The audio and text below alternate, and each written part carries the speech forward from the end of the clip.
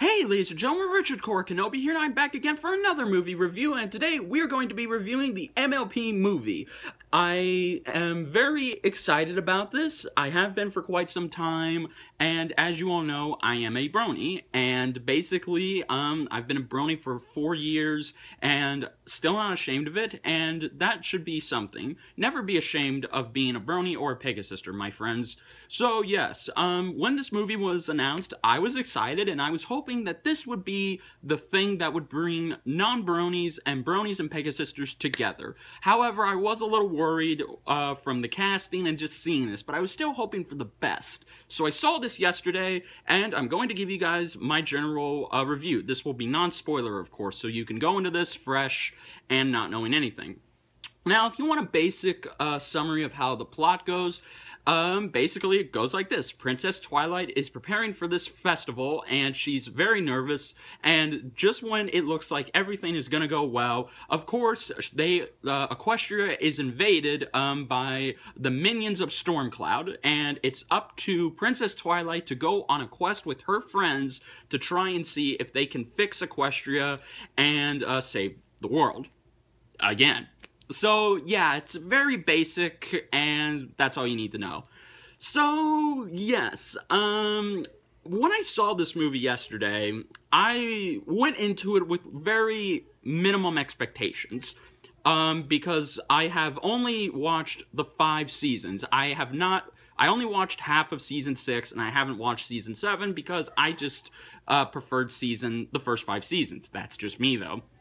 So, I was really hoping that this movie would not only bring me back to how the writing is going now, since all of the original writers came back for this, but I was also hoping that this movie would be epic and on a grand scale, and it would be a movie, but that's not what I got. So, yes, again, if you just want my basic opinion of how the movie was, then I'll tell you this in simply 3 words.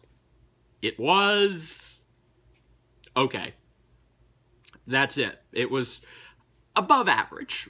Now, again, I'm gonna go into that, why I think this, and why most people will think this too, but basically, let's just talk about the good things first. The good things, the cast, all the original cast, by the way, all of the original cast, of course, returned for this movie, and, well, they returned to do this movie. I don't even know how to say it.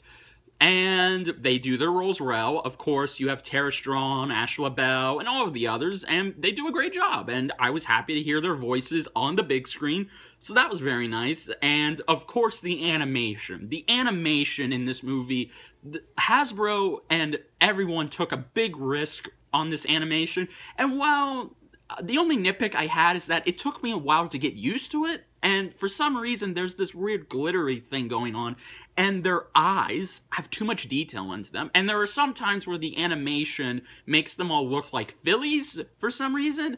I just don't know, but it is a huge step up, and I did love the animation, so if I was to give a score based off of the animation alone for this movie, it's a solid 9 out of 10. It was very good. The soundtrack, of course, was amazing. Like, the first 5 seasons had great songs, but this, since they got a higher budget, they spent a whole year working on this soundtrack, and it did not disappoint. Each song was very good from start to end, and I just had them stuck in my head, and honestly, I will purchase the soundtrack. And again, the soundtrack gets a solid 8 out of 10. It's just great. And, of course, pretty much, the character moments here and there were good. Some of the jokes made me chuckle and laugh out loud a little bit. And, overall, yeah, that's it. But then I get to the rest. Let's talk about the bad. Now, if you were expecting the same thing I was from this movie, then I'm afraid you're gonna be a little disappointed, because this movie plays it very, very safe. It is very average, and this whole movie is predictable. That's literally it. My friend I have Saul said it best.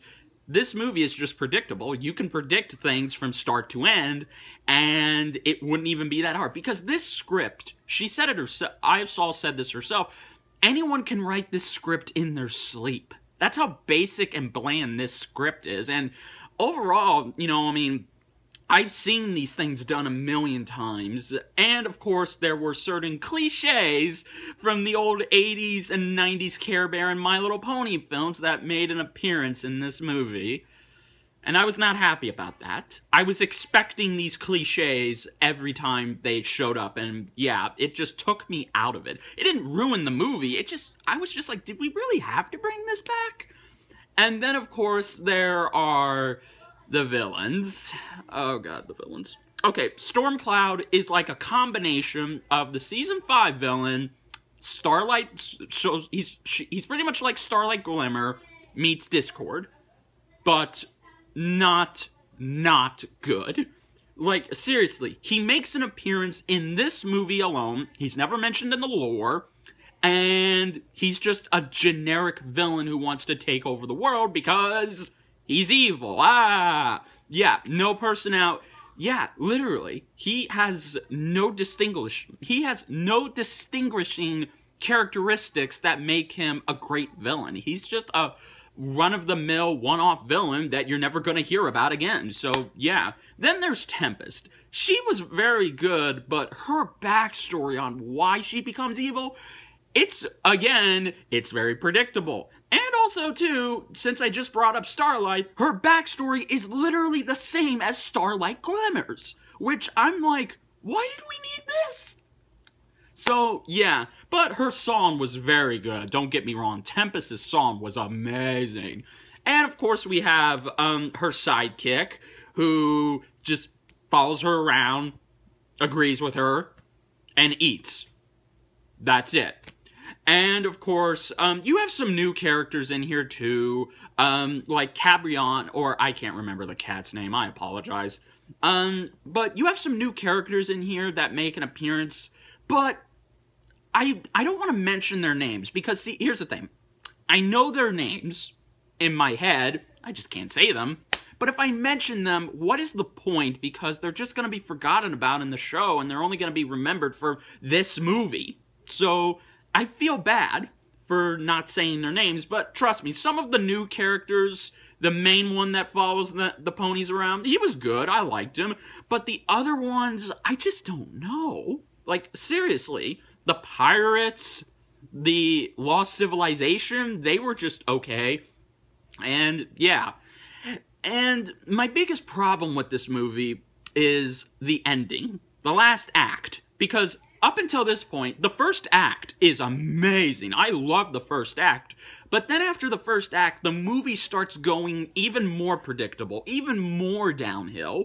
And I don't mean to make it sound like a bad thing. I'm just saying, I have seen this movie I've seen this script be told so many times that, honestly, I never would have expected this movie to tackle it.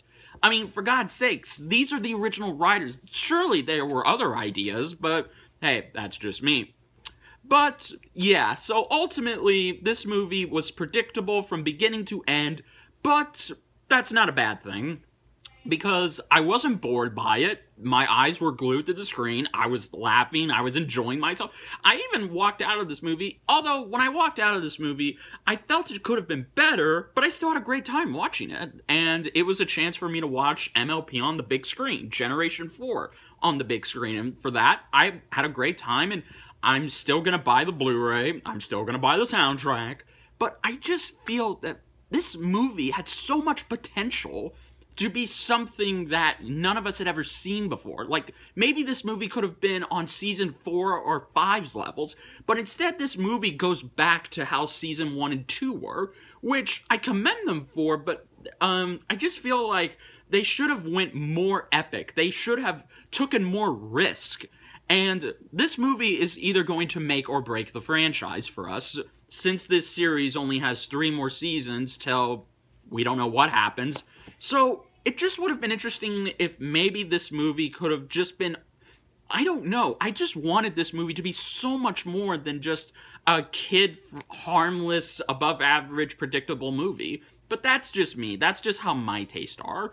Now, again, maybe when I watch the film, I'll be able to accept it for what it is and I'll be able to look past the flaws. That is certainly the case. I can definitely see that happening, but I'm just saying, guys, if you're expecting this movie to be something that brings you back in and gets you ready for the next season and it's epic and this is going to be a timeless movie, then you're going to be disappointed.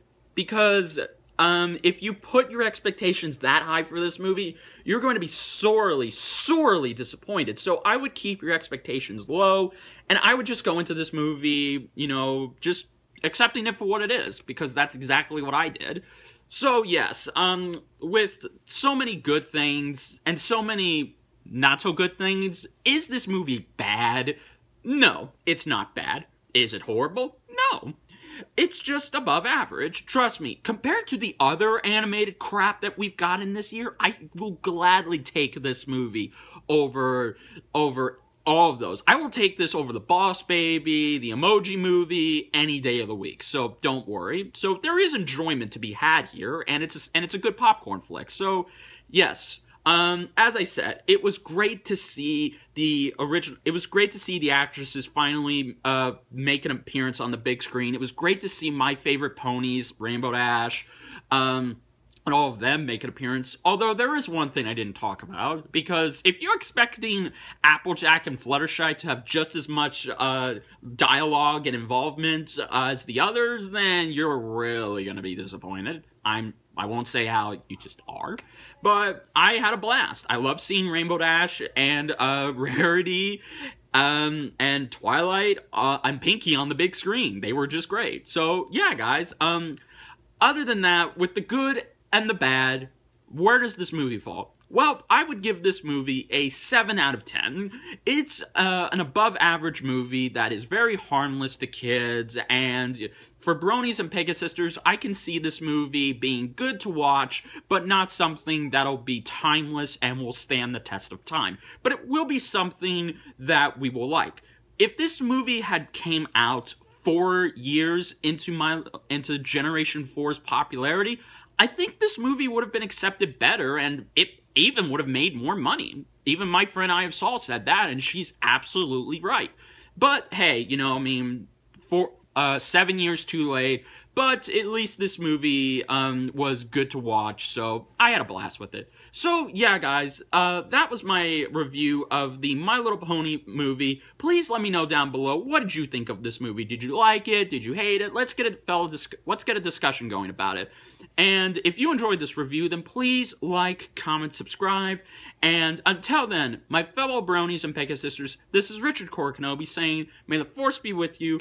And always remember, friendship is magic, and don't let anybody discriminate or tell you it's wrong to like what you like. I'll see you later, guys.